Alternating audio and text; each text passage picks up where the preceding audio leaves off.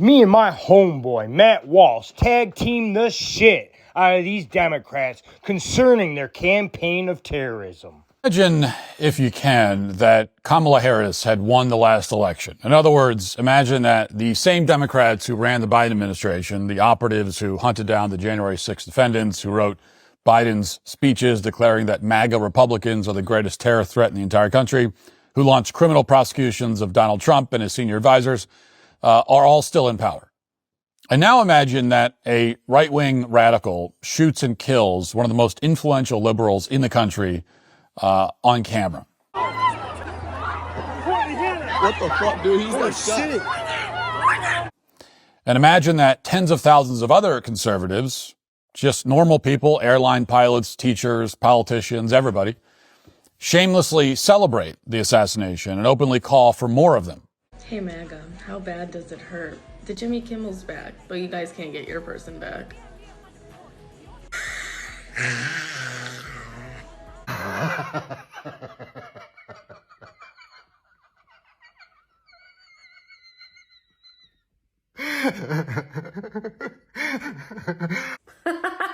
That's why he shot Charlie Kirk. And now imagine that in the same week, yet another right-winger shoots up a country club while shouting MAGA. All of a sudden we heard pop, pop, pop, pop, pop. Heard 5 shots. All of a sudden heard gun.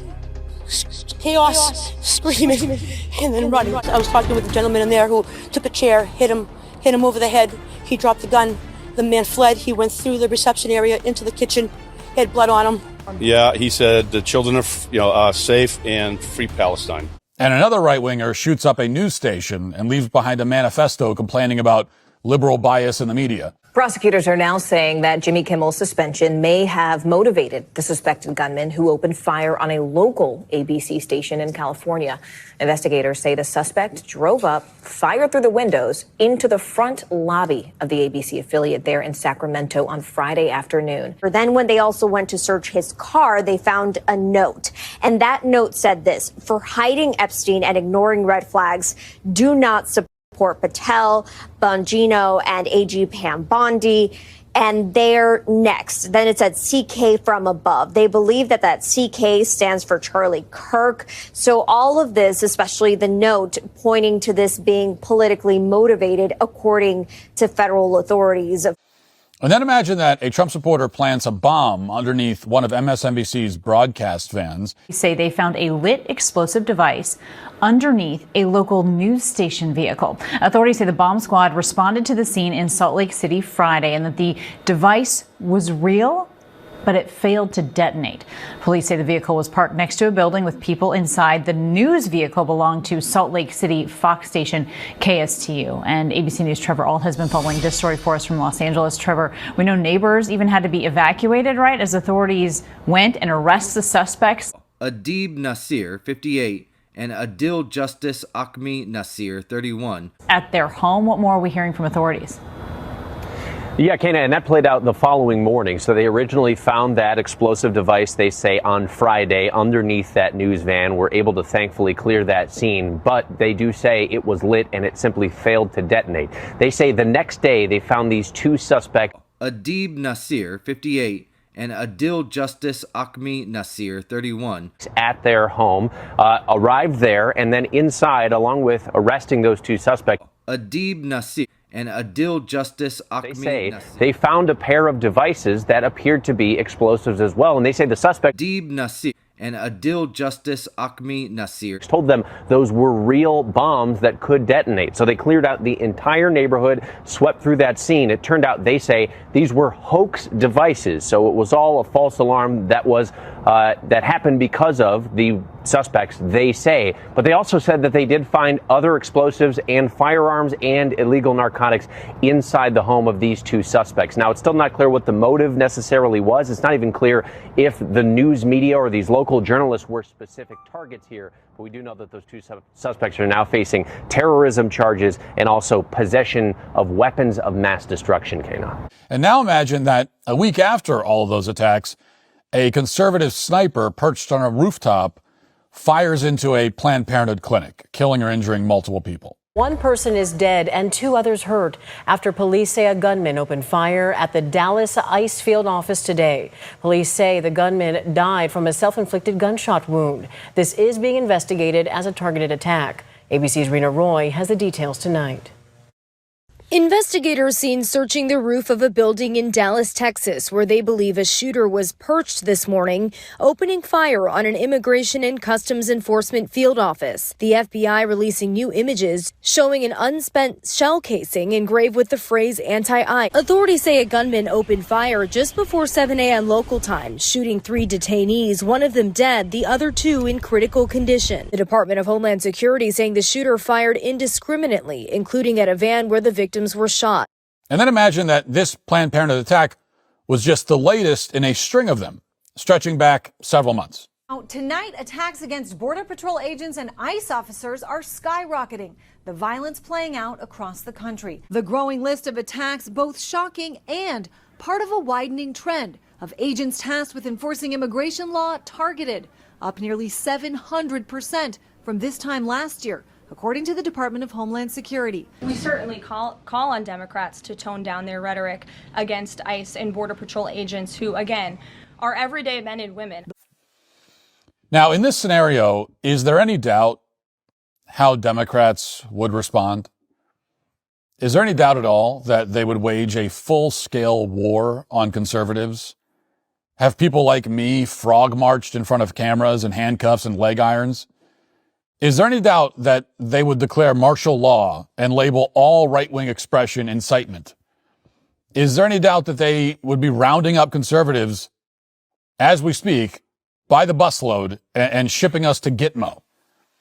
Is there any doubt that they would have Fox News and every other conservative media company shut down and its executives arrested or sued into bankruptcy? Wow, how succinctly and eloquently put by our friend Matt Walsh. Man, I have really grown to respect Matt and his almost militant fervor to target, expose, and to show how despicable these leftists are.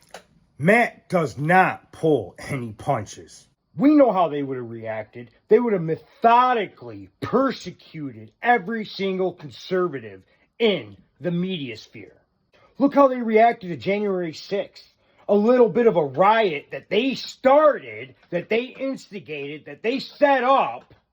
If you even questioned the narrative surrounding the 2020 election, if you even questioned the integrity of that election, you were attacked as a far-right extremist, as a stochastic terrorist. You were banned from every single social media platform. And you were smeared as an insurrectionist, as a misinformationist. And this was from one incident. Can you imagine how they would have reacted if the shoes would have been on the other feet?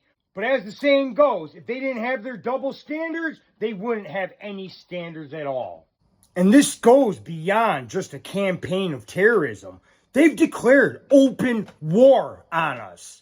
And they are actively trying to influence the political atmosphere with acts of terror, of acts of violence. And they keep lying about it, trying to say each and every incident is another MAGA Republican. Even as they actively cheer and celebrate and dance in the streets at every single terrorist act. And they make more threats. In fact, they threatened Matt Walsh's life hundreds, thousands of times. And they keep saying, "You're next." I think at this point, Matt Walsh is even more popular of a target than Donald Trump. Look at this. Insanity. These people are demonic demons. And these sociopaths didn't just start threatening after Charlie Kirk's assassination. May 28th of this year, Matt Walsh posted this death threat tweet compilation. A brief snapshot of the trans psychopaths calling for my death today. My catalog of death threats and death wishes from trans people is now approximately the length of a Tolstoy novel. And let me tell you, as someone who possesses a copy of and has read War and Peace by Leo Tolstoy, I can back up the claim that it is long.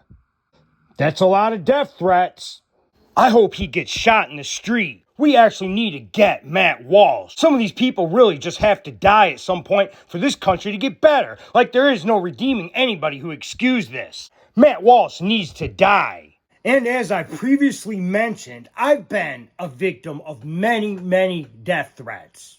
Like these ones I received on TikTok. This guy sent me like 30 or 40 death threats over a 2-month period. TikTok took zero action. In fact, they punished me when I mildly responded. Then there's the case of this asshole who I actually know. This guy sent me a picture of himself holding a bazooka while explicitly threatening my life. What kind of blank would send a picture like this to somebody? So I did a reverse image search on Google, and guess what? No match. This picture did not come off the internet. Then I talked to a guy that actually knows this jerk off, and he told me that yes, Dane, that's his name, does know a guy with a bazooka, but it isn't Dane's. And the crazy thing about Dane is he actually shot someone 25 years ago. He did 16 years in prison for it. But you know what? His punk doesn't scare me. I threatened him, I mocked him, I antagonized him. I told him I was going to beat his ass because you can't let people like this intimidate you. So for anyone trying to say that the left doesn't have a problem with terrorism, I say you are either stupid, ignorant, lying, or in denial. And quite possibly, even worse than all of them possibilities, you are either a sympathizer or an active participant in this terrorism. And just think how the left would be reacting if the shoe was on the other foot. And Matt makes a really good point here in a tweet that he posted 2 days ago. Every leftist affiliated with Antifa or any of its splinter groups should be rounded up and arrested immediately, just as we would do to any American affiliated with ISIS or Al-Qaeda. We can't wait for them to kill someone before we arrest them. Arrest them all right now. And as anyone who's listened to me in the last couple of years, or any of you leftists who've gotten into disagreements with me, you know how I feel. I think you are literally worse than ISIS. I have more respect, and I publicly say this, I have more respect for ISIS or the Taliban than I do for you leftists. And I despise Islamist terrorists.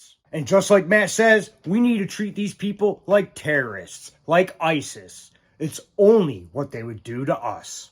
And people, you have to lose this fear of death. You can't walk trembling through your day. You have to be bold. You have to not give a fuck. Like me or Matt Walsh. They can't kill us all. Make sure you follow me. I'm putting my life on the line to help spread the truth.